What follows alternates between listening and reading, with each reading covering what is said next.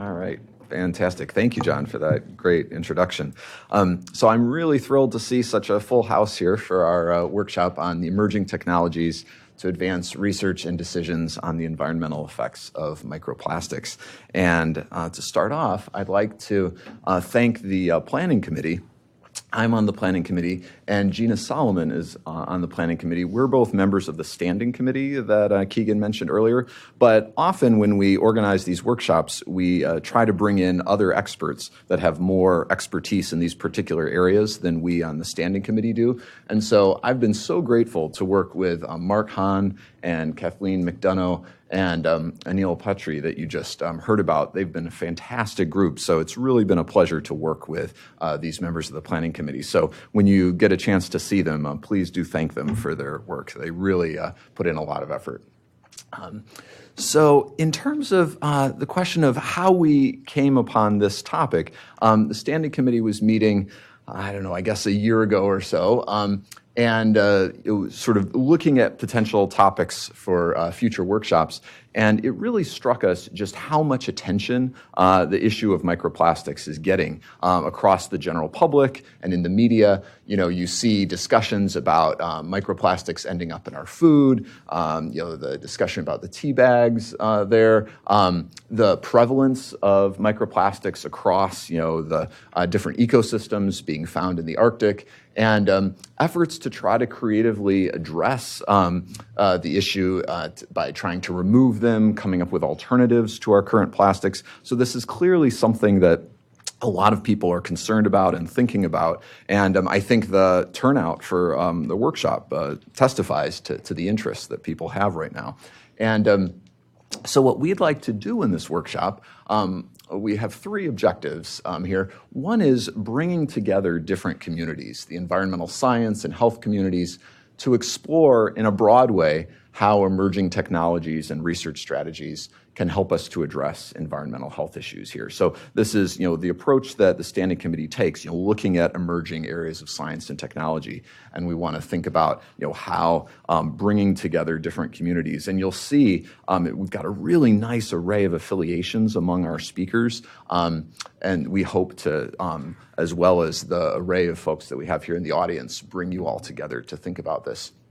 And specifically, we want to explore methods for detecting and quantifying microplastics in food and the environment. So you'll see our first session this morning will especially be looking at those issues. And then we want to look at the research on the effects of microplastics on the health of humans and wildlife. So we'll be moving into that this afternoon in our second session. And then we want to discuss ways to reduce microplastics in the environment, and we'll be turning to that in our third session tomorrow morning. And then finally, we want to take all these ideas and consider, how do these relate to public health and policy questions, trying to address these issues. And we'll be doing that a bit in our final session tomorrow. And one thing I'd mention, and I really appreciate John actually making this point in his remarks, when we talk about microplastics, some groups will distinguish microplastics from nanoplastics, labeling nanoplastics in, say, less than 100 nanometers or less than 1 micron. We're framing microplastics to include those nanoplastics. So we just want to emphasize that in terms of our discussions and our talks. And also, we're thinking about microplastics, including plastic fibers from clothing materials and, say, particles from tire wear tread and so on. So we just want to emphasize the breadth of the ways we're thinking about microplastics here. So feel free to bring up that array of issues in our discussions, and you'll probably be hearing about them in our talks. So I know you all want to actually get to hear some information instead of all this introduction. So I won't go into great detail with these sessions, but we just want to give you a sense of where we're headed. So in the first session, Mark, one of our planning committee members, will be moderating. And I would just highlight what an interesting array of affiliations we have. It's been exciting that we've been able to bring in some international folks to be part of our sessions. And we were struck as a planning committee by the amount of good work being done internationally. And we felt like it was important to bring people in internationally. But you see as well, we have folks from more non-governmental organizations, as well as a range of government affiliations. So here in this session, we'll be looking at technologies and methods, strategies for detecting and identifying and quantifying microplastics in food and the environment. And then this afternoon, so Gina will be moderating. Again, she's one of the standing committee members as well as a planning committee member.